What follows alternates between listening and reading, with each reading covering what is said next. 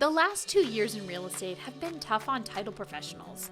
Today, we have Brent Scheer, Chief Operating Officer for Advocus National Title Insurance Company. He's a self-described recovering accountant who is keeping his eye on rates and the economy. We talk about the year that was and what lay ahead for the title industry. This episode is part 1 in our series centered around the 2023 State of the Title Industry Survey and Report. To catch all the episodes, please subscribe where you listen to podcasts and maybe even review us if you have a moment. It really helps us out. If you haven't already downloaded your copy of this year's report, you can grab it at stateoftitle.com. I'm Lindsay Gordon, and this is Title Talks.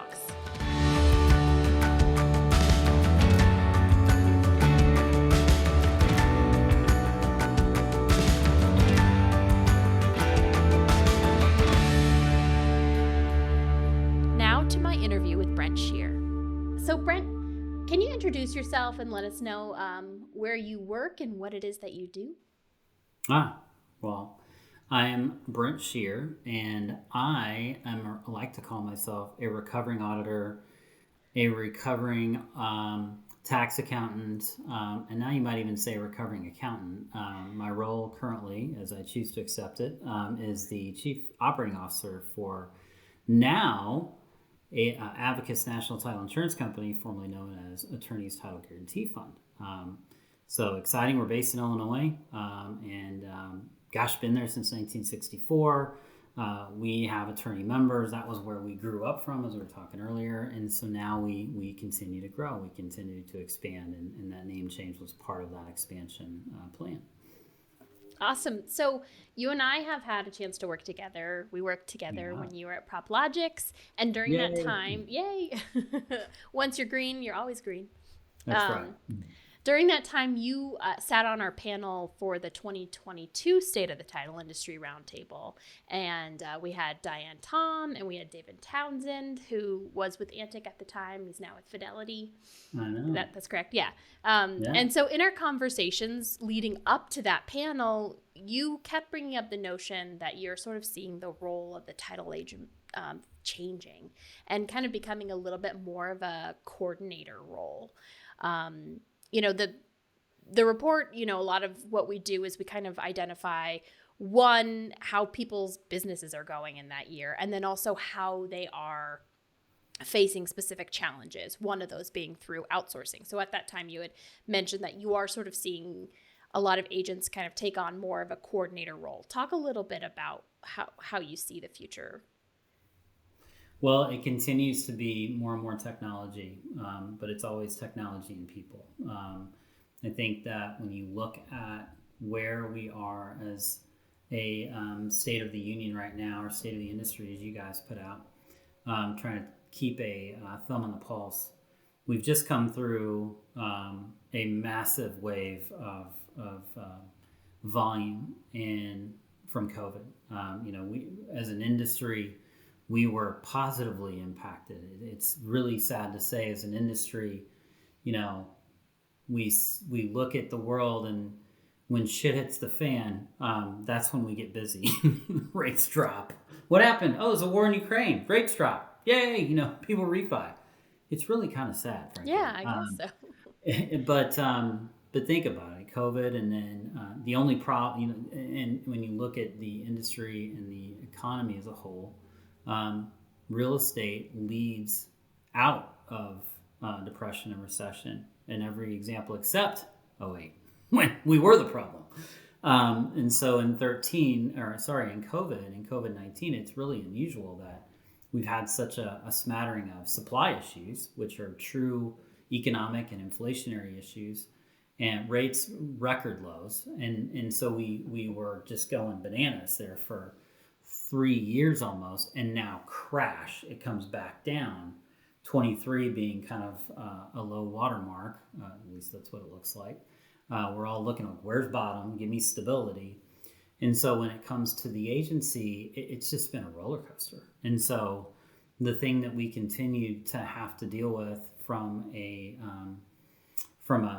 title and closing side of the business is exactly that, is that coordinator role. And so having to find time and, back up, having to identify what we spend our time on, and then how to be efficient and effective with that time. And that really comes down to, like what you guys do in the state of the industry is really kind of where do you find opportunities to outsource versus insource.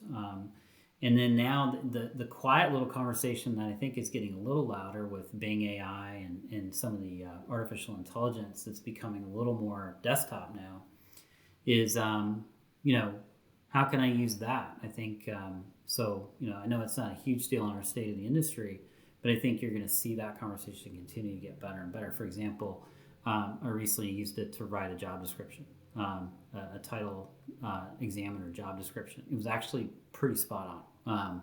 For me, it would have been sitting there kind of racking my brain. Again, I'm a numbers nerd here, and so I'd had to use keyboard and words and letters and stuff, and it was just like, bam! I'm like, that's actually pretty good. But again, back to the conversation and the question, it was we continue to find our way into the coordinator role, continuing to manage expectations of the realtor, the buyer, the seller, and then for our model, it's the attorneys and representing each. And lenders, and so all of those things are a huge challenge, just because as volume goes up and goes down, again, what's the one thing that we can do is manage expectations. And so it gets more difficult when contracts don't make it to closing. They get wiped out because of either a rate lock expired, or the walkthrough is a disaster, or some other factor that becomes at least more prevalent when you find stress in the market. Yeah. So, obviously, volatility in the market makes it tougher to, I guess, maintain consistent staffing levels, right? Oh. I think we saw that last year. A lot of people found themselves overstaffed. Yes, that is not fun. I mean, these are things that I look at the business is refi or purchase. So refi, you tend to see a lot more outsourcing, a lot more vendor management, just because of the nature of the work is different. When you look at a purchase transaction, number one, you have many more parties to deal with. You have the buyer, which you have the borrower in the refi, but you have the lender on the refi. Well, you have the lender usually on a purchase too, but then you have to deal with the seller, and you have to deal with the attorneys, the appraisers, the inspections that didn't go well. Why do we have an electrical problem? The roof leaks. Like all these things just start coming at you, and the rates change, and supply issues, and the garage door's not going to be ready for another 9 months, and the windows aren't coming in. And all those things that happen when versus a refi, it's just the house is there, the lender's there. What's the rate? Like it, don't like it, go. And again, oversimplifying that one, but again, those are the things that are much different.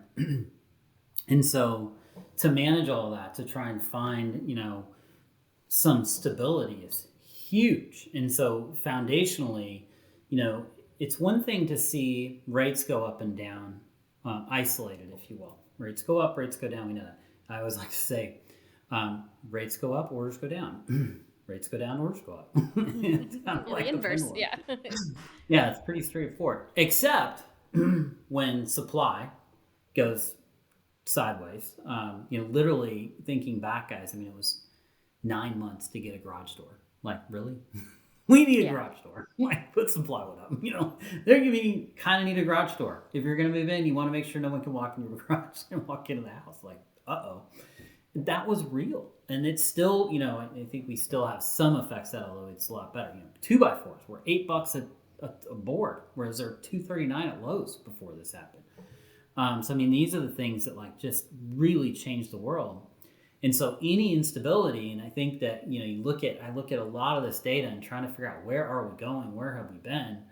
The instability of the last 12 to 15 months was just crazy town. And the impact on canceled contracts, and then you have the lock effect, if you will, the locked in effect of mortgages. Who you'd be nuts to sell your house or refinance your house at 3 to 4%, because now I just asked the mortgage lender this morning, 7.5% is what they're offering. Now remember, going back to 1980, the average rate's 6%. So when you think of it that way, it's like, oh, that's not too bad. 6 for 7.5, good? No, not the good delta you want, but it's like in the ballpark. The highest was 18.1 in November of 1981 or 82. I can't remember off the top of my head, but like that's bad. Like that's really bad. So I mean, in context, I think these things are there. But again, we are so social media. What's happening right now. That kind of stuff. And it's like, but it was 3% last year. Last half of the year, or Yeah, sorry, we have last part of the first year. And so amnesia. now It's it's easy to seven and a forget. half. Like, Yeah. huh? Yeah. So that same dollar can't buy the same house.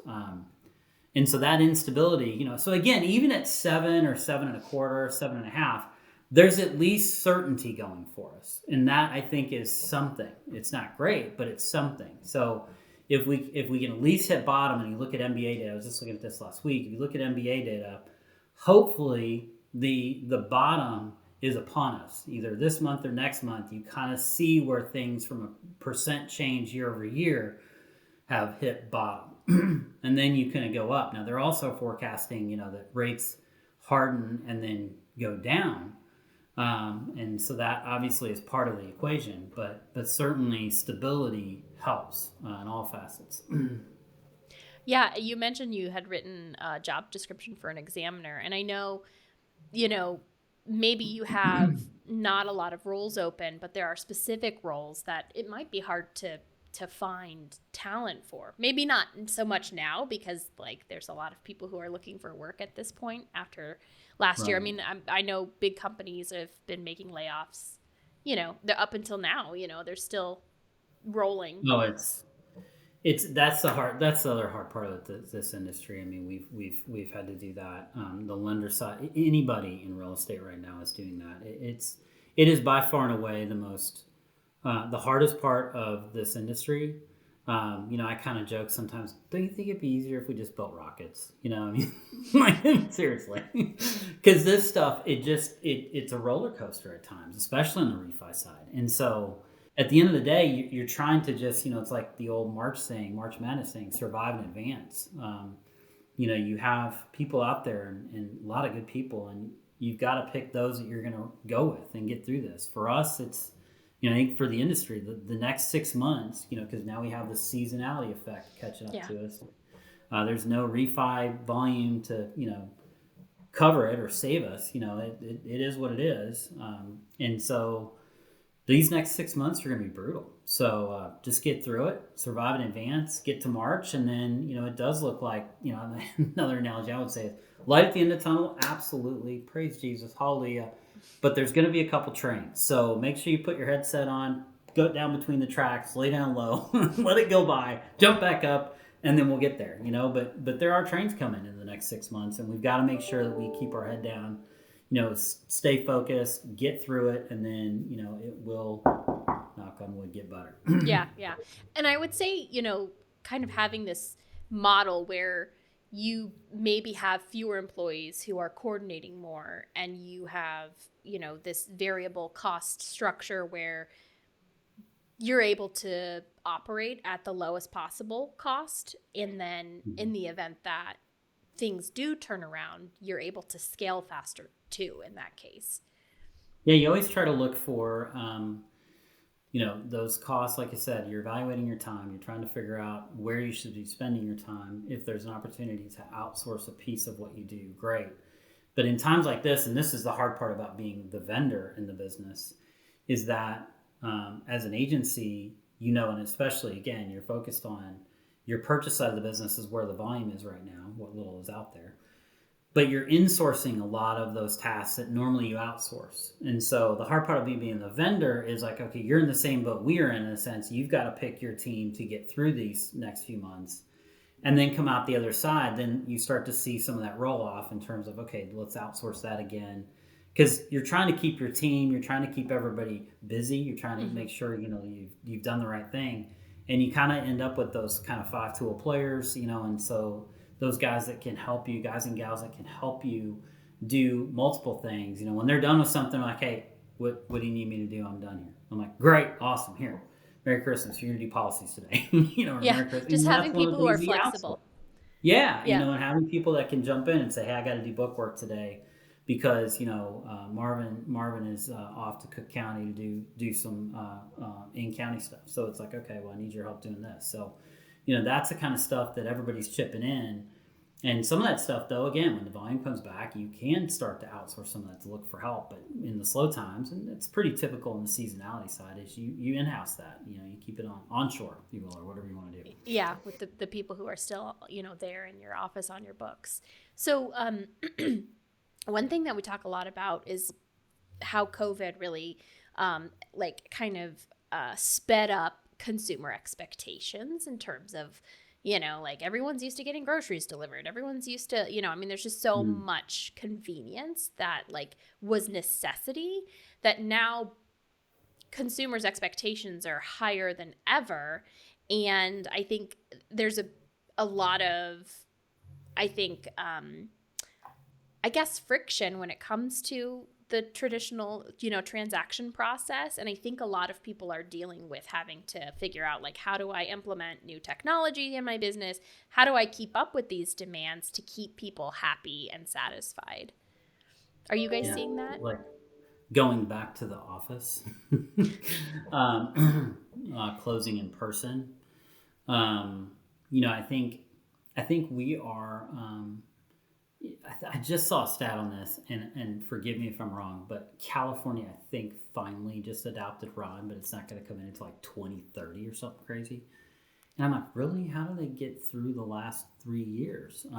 Anyway, but 44 states, I think, have adopted Ron-ish. I like to call him Ron Burgundy. It's more fun to think about Ron Burgundy and that than the nerdy Ron stuff, remote online notary that we always talk about. There's so many variations of the mobile or notary. There's obviously the Ron, but there's obviously in person.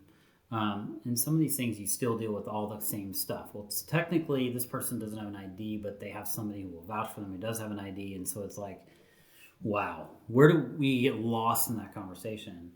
But I think at the end of the day, when you come back to, how are we dealing with the convenience that came out of this? Bluntly, some of this is, I guess it depends on what the customer is going to decide. A lot of our traditional title agents, at least from where I'm sitting right now, they only focus on those purchase and in person. There's just not a lot of run going on where we're at, and so, and again, we're purchase heavy on that side. So you don't see it. I think I was recently at Illinois Land Title. I think one of the things that's really troubling in that regard, exciting and troubling, one is, I will start with this thing, as we get our younger, millennials and Gen Zs, and I don't know if we go to AB after this or AA, or I don't know what happens after that. But anyway, those guys, my daughters, use their phone, right? And so why would we go see another human again? I can't close this on my phone. And so, but there's 25-ish RON platforms. Whereas I think back in the day, like 3 or 4 years ago, pre-COVID, it was like 4. Mm-hmm. It's like, okay, we can get used to this. Now you have to be like a jack of all trades on all these different RON platforms as a title agent. That's hard. Yeah. Like, what do you do with that? Like, you got to be like, know how to do it. What's this button? Heck if I know. Right. They're all different. They all have their own learning curve. And yeah, exactly. Yeah. So it's like, because the lender drives it. That's our, driver in terms of how that's going to go down. So, I think there's a opportunity for title agents to be, good at that. And so from a convenience standpoint, I think it's more pressure. The next one coming up, which is right around the corner, is real-time payments. That's another game changer in terms of convenience, because now we don't have to worry about wire cutoffs anymore. So that is really weird. The old adage or the old example is, so we're going to close a transaction at 2:00 in the morning at the bar. Okay. Competency. Was he hammered? You know what I mean? Like, oh boy. So, but these are all things that we have to deal with. And again, I think the market will make the decision for us. We just have to really pay attention to what that demand looks like. And I think it's only practical to assume that as our younger generation gets into the home buyer we're going to see that. I mean, we're just going to see a bigger push for that because, frankly, like my parents and my age and older are kind of more like, hey, let's go actually see other humans. We're going to use this thing called a pen. We're going to, use this stuff that they sell on the office called paper. Bring in your best meme from the office. So, that's now. But I mean, you can see quickly where this kind of was a wake up call, and how much of this sticks. I mean, some of it will, and it's only going to get more entangled in our day to day. Yeah, so you had brought up earlier AI, because I'm just thinking about in general, like a lot of advances in technology and things are really slow for a lot of people right now. Is this the time to be evaluating where you need to be? You know what I mean? Like as things pick up again, you're going to be busy. You're going to be, trying to find staff if you've had to cut staff, or, trying to find outsourced companies if you've got too much work to do in-house, so it's like there's a lot of things going to happen when things do pick up. Do you feel like this is a time that people should be looking towards, like, how am I going to keep my title company at pace with expectations, or, with those companies that maybe are VC backed or are, have a lot of money, maybe underwriter owned company, like how do you keep up as a, small to mid-sized independent title company? Well, I think that the old saying is, it feels like you work in your business when you are busy, and when you slow down, you work on your business. I can only give you an example here for what we're doing. We are basically ripping out like every single thing that we used to do and replacing it. We are implementing Qualia Atlas internally. We're implementing Qualia Assure on our underwriting platform. We're implementing and working with our agents in Qualia Core on both fronts there. So, I mean, you can't, there's nothing that's being untouched. I mean, everything's getting questioned and worked on. The challenge is the money side of it and how do you pay for it. And so I think that's the part that, hopefully we've stashed away the squirrel analogy, stash away your nuts for a rainy day or the winter. That's exactly what we've all done. And now's the time to take advantage of this low volume with, let's implement new systems, new process. With what comes to AI, the fun things that happen there are examples where, one of my favorite people in the state of Washington, he was telling me he's got two AI bots that he uses on the production side of his business, and basically just helps him and his team better respond to when he gets an order in. He uses this for to be able to go find the documents, put them together, save them as, and then pop them back through in an email in 10 minutes back. And it's a lifesaver. It saves them an hour in terms of what's going on, in terms of what that examiner used to have to do. And little things like that, I think the crescendo, or maybe the statement, is that as we get this technology in our hands, we need to know how to use it. And so it's those that know how to use it will win. And it is different. And we in the title industry, I would cite accountants as only worse than the title industry in terms of not wanting change. Being wary of advances too. I was going to say, this is a question we did ask, so I just wanted to throw some numbers out at you. So about 7% said they already are using AI. Almost 20% said they're looking into it, and 58% said not at this time, and and then we were allowing people to kind of put other answers, and and there's people who are saying like never. I mean, I think there's a lot of anxiety around AI specifically. No, because of privacy and safety concerns. No way. There's a lot of strong opinions around it. It is. I think, I've played around with it a little bit. Like, what is it? And for example, I'm a recovering ATV racer. And so I love to go fast on four wheels, an ATV. with three children, and now with three stepkids and a brother-in-law.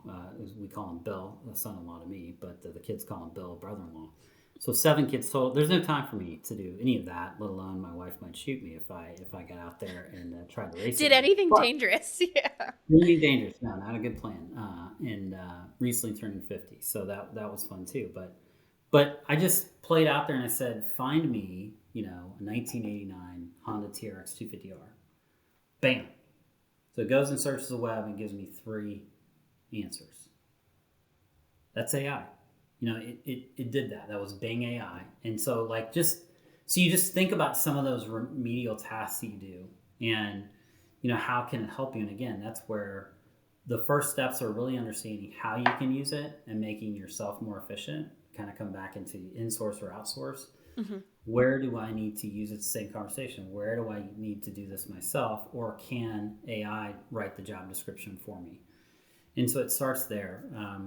Is it scary? I mean, yeah. I mean, we've all seen Terminator, Skynet, I think we're at least a few years away from that, jokingly. Mm-hmm. But yeah, I mean, we're humans. We're creatures of habit. That's what we are. That's who we are. And so these things scare us, rightfully so. And so I think that it's a matter of kind of getting on top of it, understanding it. How can we use it? And then, hopefully none of that stuff happens. There's certainly a whole nother conversation with that. And I have to bring up, Elon Musk has made some statements about that and some crazy stuff like that. So anyway, just it's a conversation, but staying on top of it and knowing how it affects us today and how it can help us, that's where we need to be, I think. Yeah. Do you think a lot of changes that we're seeing are going to help equalize the playing field when it comes to small and mid-size and large-size title companies, a lot of technological advances? It can. I think it can go both ways. I think, certainly being able to spend and stay on top of it from that perspective, resources, know your resources. The larger companies in the industry certainly are putting money into a lot of different initiatives in that regard. I always joke with 3,134 counties, all of which mostly are elected officials. There's only so much you can do with data right now. I think that's always been the headwind. I think about a third of the country is fairly online, 2/3, and it changes every day and gets better, if you will. If you look at the aviation industry, the aviation title is managed through the FAA, through the National Title Plan, mainly in 2 reasons. One is obviously it's a much smaller population of transactions, if you will, and data. And 2 is if your plane breaks down, you can't pull over and fix it. So they manage the maintenance, and thus the maintainers or mechanics that work on those planes have to be licensed. Kind of sound familiar, right? Mm-hmm. So could we get to a national title plan? Man, talk about states' rights and bring on the Civil War again potentially, But I mean, that's, I think, what it would take to really, and that's the blockchain example too, I think fits into that same conversation. If we were on a federal title plant, bam, do blockchain, go. But I think this stuff is so disaggregated, there's so much nuance to it that, at least in our lifetime, I don't know that we'll ever be able to solve all of that. And so that kind of fits back into the technology conversation. But there's a ton of things we can do to help. And where the data is, we can work with it. And so I think that's what you're seeing play out, in my opinion, in terms of where we are, where we're going, and it has to be an ROI. Because at the end of the day, you can't just throw money at something, whether you're a large company, and not get a return, right? And that happens. So as a small company, the benefit you have is you do have the local knowledge. I think that's one of the best things about this industry is local knowledge is hard to trump. And that is why when you look at the loss data anyway in the industry, you look at the data, and a direct who's managed from called a global platform, a large company, versus a local title agent, you have less losses, which means title companies or title customers who are happier because they don't have a problem, and that's on a revenue percent of loss, if you will. And so that tells you something. They go to church with these guys, they go to Chamber of Commerce events with these folks. They know, and sometimes the best thing they know is who not to know, who not to work with. And so that is something that you have in your backyard and who's in your backyard. And then technology, again, the best thing about technology, it just continues to get desktop. Mobile. Yeah. Like you can access it. It's just a matter of bringing it to your frontal lobe and really start to figure out a way. What is it? How can I use it? And GTS, I'll leave it. I think I've already cussed once on this, but Google that, right? Google it. You can. What does this do? I don't know. Google it. Yeah, figure it out. Yeah, figure it out. And so that is those answers are there. I think it's a matter of just finding the way to work it into your day to day, and how can you be more efficient again? Where's your time spent? Know your resources. Yeah, awesome. Okay, so the last thing I wanted to just bring up, and we touched on it earlier, but 2/3 of our respondents said that their number one concern when it comes to the future success of their business right now is the economy and interest rates. So as someone who, obviously follows and, pays really close attention, like what's something that you can maybe say that could give people a little bit of hope or, like an outlook for the future? Information is power. And, we were talking earlier, the presidential, I cannot remember what it was. The old adage was, it's the economy, stupid. That is by far and away, every 4 years, the presidential debates come up. We're getting ready to go right into that headlong now. And maybe maybe in the history of our country, we not had a more, wow, everybody's looking forward to this one. I'll just say it that way. But it's the economy, stupid. It really is. And I think information is power. The wonderful thing, again, Google it. I get out there and there is so much information out there. It is really, really cool. I like to say that economics is my hobby. I happen to call myself an Austrian economics school, if you will. And Ludwig von Mises, there's my drop. But Mises.org, just mind candy for those who want to do that. But I really truly believe that you Google it, like for example, Illinois.